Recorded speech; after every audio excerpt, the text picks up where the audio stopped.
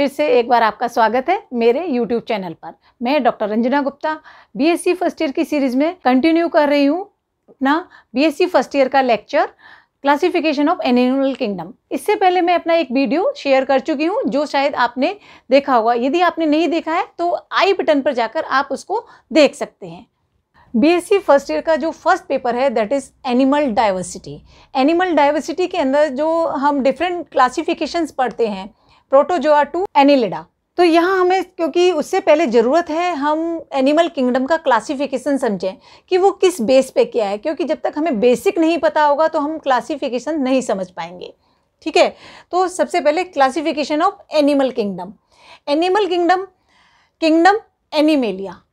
ठीक है, living organism के अंदर दो बायोटिक फैक्टर जिन्हें हम कहते हैं एनिमल एंड प्लांट्स। तो यहाँ पर हम क्योंकि जूलॉजी पढ़ रहे हैं तो जूलॉजी के अंदर हम एनिमल्स को स्टडी करते हैं। तो यहाँ किंगडम एनिमेलिया को मैंने यहाँ क्लासीफाई करके आपको बताया है कि किस बेसिस पे उसको पूरा क्लासीफाई किया गया है। तो किंगडम एनिमेलिया को दो सब किंगडम्स के अंदर डिवाइड किया गया है on the basis of level of organization. अब हम जानना चाहेंगे लेवल ऑफ ऑर्गेनाइजेशन क्या होता है।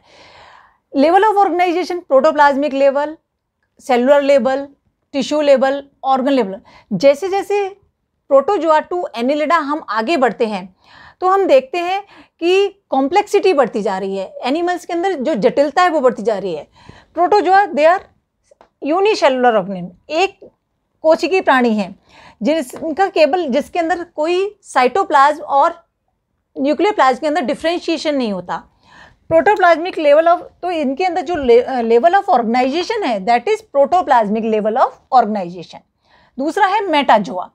मेटाजोआ के अंदर हम बात करें तो these are unicellular, they are multi cellular organism. Multi cellular organism के अंदर हम अगेन क्लासीफाई करते हैं तो वहाँ पर हमें सेलुलर लेवल, टिश्यू, सेलुलर, क्योंकि सेल्स मिलकर टिश्यू बनाती हैं और टिश्यू से मिलकर ऑर्गन बनता है और ऑर्गन्स मिलकर ही पूरा ऑर्गन सिस्टम डेवलप करते हैं। तो यहाँ पर हमें ये सेलुलर लेवल, टिश्यू लेवल और ऑर्गन लेवल ऑफ सिस्टम हमें दिखाई देते हैं। मेटाजोआ की 2 ब्रांचेस हैं दैट इज, और उसको भी हमने किस बेसिस पे, जो बेसिक ब्रांचेस को हम देखें तो वहाँ पर हम, क्योंकि हमने यहाँ कहा सेलुलर लेवल और टिश्यू लेवल, ऑर्गन लेवल, तो सेलुलर लेवल के अंदर 2 जो है फाइलम आते हैं, मीसोजोआ और पैराजोआ। ठीक है, यहाँ हम मेंशन कर सकते हैं these are the branches of metazoa. Eumetazoa के अंदर टिश्यू सिस्टम, हम टिश्यू और organ system level of organisation देखेंगे। अभी हमने 2 ब्रांचेस पढ़ी थी, मीसोजोआ, पैराजोआ और यूमेटाजोआ।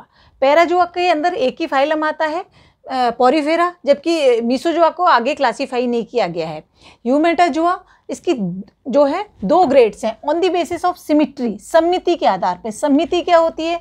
सम्मिति होती है जब हम किसी एनिमल को 2 पार्ट्स में डिवाइड करें तो वो इक्वली हाफ में डिवाइड हो जाए, उसे हम सम्मिति कहते हैं। अब रेडिएटा मीन्स रेडियस, त्रिज्या, यानी जो चीज़ गोलाकार होती है, राउंडेड होती है, उसको यदि हम 2 पार्ट में डिवाइड करें तो इक्वल हाफ में, इस तरह से हम डिवाइड करें कि इक्वल हाफ में डिवाइड हो जाए। तो उन एनिमल्स को जो कि रेडियस के बेस पे 2 पार्ट में डिवाइड हो जाते हैं उनको हम रेडिएटा के अंदर रखते हैं। दूसरे आते हैं बाइलेटेरिया। बाइलेटेरिया द्विपार्श्व सम्मिति होती है इनके अंदर। द्विपार्श्व मतलब लॉन्गिट्यूडनली, अनुदैर्ध्य रूप से यदि हम एनिमल को 2 पार्ट में डिवाइड करें तो वो 2 इक्वल हाफ में डिवाइड हो जाए। अब इसका एग्जांपल बहुत सिंपल है, ह्यूमन बीइंग। ह्यूमन बीइंग को यदि हम लेंथ वाइज 2 पार्ट में डिवाइड करें तो वो इक्वल हाफ में डिवाइड हो जाता है।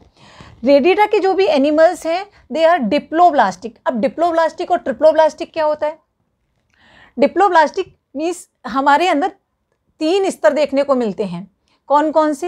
एक्टोडर्म, मीजोडर्म और एंडोडर्म।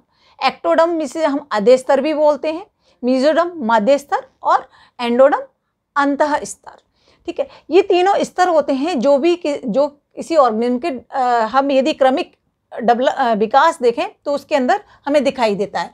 तो रेडिएटा तक की जो एनिमल है रेडिएटा, वहाँ पर केवल एक्टोडर्म और एंडोडर्म डेवलप होती है, यानी बाह्य स्तर और अंतः स्तर। जबकि जो बाइलेटेरिया के एनिमल्स है वो ट्रिप्लोब्लास्टिक है, मीन्स तीनों स्तर, अर्थात एक्टोडर्म, मीजोडर्म और एंडोडर्म तीनों डेवलप हो चुके हैं।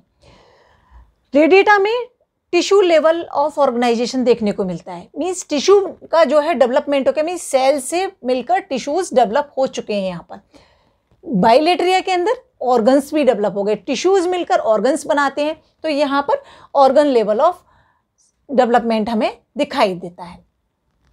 रेडिएटा के अंदर 2 फाइलम हैं। फाइलम फर्स्ट है सीलेंट्रेटा, सीलेंट्रेटा जिसके अंदर हम हाइड्रा, ओवेलिया इनको देखते हैं। इनमें यदि हम इनको 2 इक्वल पार्ट्स में डिवाइड करें, तो रेडियस के बेस पे यदि 2 इक्वल पार्ट में डिवाइड करें तो ये इक्वल हाफ में डिवाइड हो जाते हैं। टीनोफोरा, टीनोफोरा के अंदर वर्ब भी आता है, लेकिन इसकी खासियत ये ट्रिप्लोब्लास्टिक है, यानी ये एक तरह से देखा जाए तो कनेक्टिंग लिंक है डिप्लोब्लास्टिक और ट्रिप्लोब्लास्टिक के बीच की, क्योंकि कुछ ऑर्गेनिज्म के अंदर जो है थर्ड लेयर जो है वो डेवलप हो गई है। थर्ड लेयर मीन्स मीजोडर्म जो है डेवलप हो गई है। यहाँ तक क्या होता है, जो मीजोडर्म लेयर है वो मीजेनकाइम की फॉर्म में रहता है, एक लसलसा पदार्थ होता है जिसके रूप में वो श्लेष्म के रूप में भरा रहता है, लेकिन यहाँ पर एक लेयर पूरी फॉर्म कर लेता है। तो ट्रिप्लोब्लास्टिक जो है वो डेवलपमेंट यहाँ शुरू हो जाता है। इनमें भी हम इनको 2 इक्वल हाफ में किसी भी तरह से रेडियस के बेस पे 2 पार्ट में डिवाइड करें तो ये भी जो एनिमल्स हैं इक्वल हाफ में डिवाइड हो जाते हैं, इसीलिए इनको रेडिएटा के अंदर क्लासीफाई किया गया है, जबकि ये ट्रिप्लोब्लास्टिक हैं। बाइलेटरिया की जो है 2 डिवीज़न हैं, कौन कौन सी? प्रोटोस्टोमस, यहाँ स्पेलिंग मिस्टेक होगी, protostomes, prostomes and deuterostomes on the basis embryonic development, भ्रूणीय विकास के आधार पर। भ्रूणीय विकास कैसे?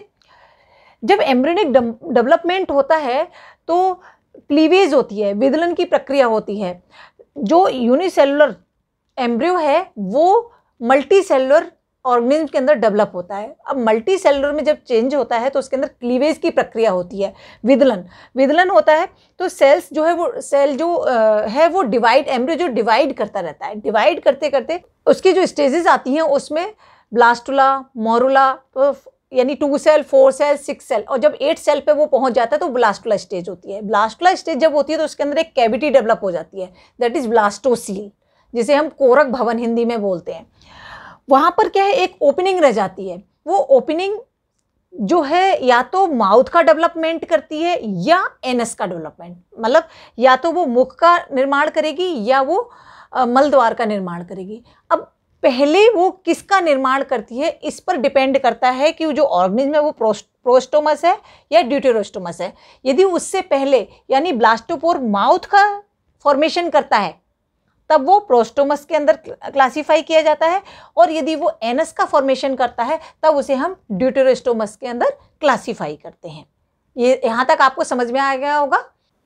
अभी मैंने एम्ब्रियोनिक डेवलपमेंट के बेस पे आपको प्रोस्टोमस और ड्यूटेरोस्टोमस 2 पार्ट में डिवाइड करके बताया था।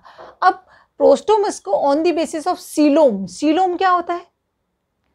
सीलोम होती है देह गुहा, मीन्स वो किस तरह से डेवलप हुई है। हमारे बॉडी के अंदर एक देह गुहा होती है जिसके अंदर हमारे जो पूरे ऑर्गन सिस्टम है वो पड़े हुए रहते हैं।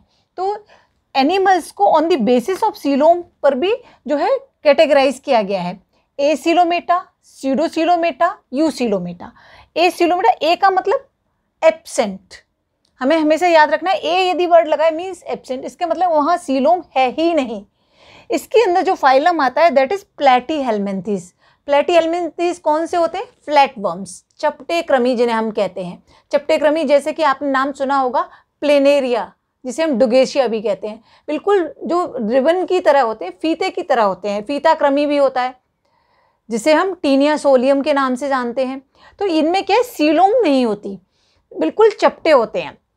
दूसरा होता है स्यूडोसिलोमेटा। स्यूडो मतलब सीलोम तो है लेकिन वो प्रॉपरली डेवलप नहीं है। प्रॉपरली डेवलप मतलब सीलोम का डेवलपमेंट कैसा हुआ, यानी ये जो कैटेगराइज है, कैटेगरी जो बनाई गई है on the basis development of coelom. Coelom यदि मीजोडर्म की स्प्लिटिंग से, मीजोडर्म मीन्स मध्य स्तर के ब्रेक होने से बनती है, तब उसे हम ट्रू सीलोम कहते हैं, या उसे हम यू सीलोम कहते हैं, या एंटेरोसीलोम कहते हैं। लेकिन यदि वो किसी भी अन्य लेयर से बनती है, जैसे कि एक्टोडर्म या एंडोडर्म से डेवलप होती है, तो वो कभी भी ट्रू सीलोम नहीं होती। तो सीडोसीलोम है, इसका मतलब उसका डेवलपमेंट जो है वो मेसोडर्म से नहीं हुआ है। तो इसके अंदर जो फाइलम आता है वो है नेमेटोहेल्मिन्थेस, जिन्हें हम नेमेटोड्स भी कहते हैं, जिनके अंदर हमारे गोल कृमि आते हैं। तीसरा है यू सीलोम। यू का मतलब जहां भी यू वर्ड लगा है आप समझ सकते हैं, यू मीन्स ट्रू, सत्य, वास्तविक, यानी वास्तविक देह गुहा जहां पर है, वास्तविक देह गुहा जिनके अंदर होती है, मीन्स इसका मतलब वो मेसोडर्म की स्प्लिटिंग से, यानी मेसोडर्म दोनों तरफ मेसोडर्म है और बीच में जो है वो देह गुहा विकसित है, उससे यदि बनती है तो वो उसे हम यू सीलोमेट कहते हैं। इन सब का आप सिमिट्री, सीलोम, इन सब का भी आप, और सेगमेंटेशन साथ में, ये सब आप डिटेल में भी आगे पढ़ेंगे, लेकिन अभी पहले हम क्लासिफिकेशन से शुरुआत कर रहे हैं। तो इसके अंदर जो फाइलम आते हैं वो एनिलिडा, मोलस्का, आर्थ्रोपोडा, लेकिन फर्स्ट ईयर के सिलेबस में अप टू एनिलिडा तक ही क्लासिफिकेशन है। मोलस्का, आर्थ्रोपोडा ये सब जो है वो सेकेंड ईयर में आ जाते हैं। तो एनिलिडा तक जो है, एनिलिडा के अंदर आपने अर्थवर्म पढ़ा होगा, केचुआ, ये जो है एनिलिडा के अंदर आते हैं। इसके अंदर जो सीलोम होती है वो ट्रू सीलोम होती है। अब बात करते हैं ड्यूटेरोस्टोमस के।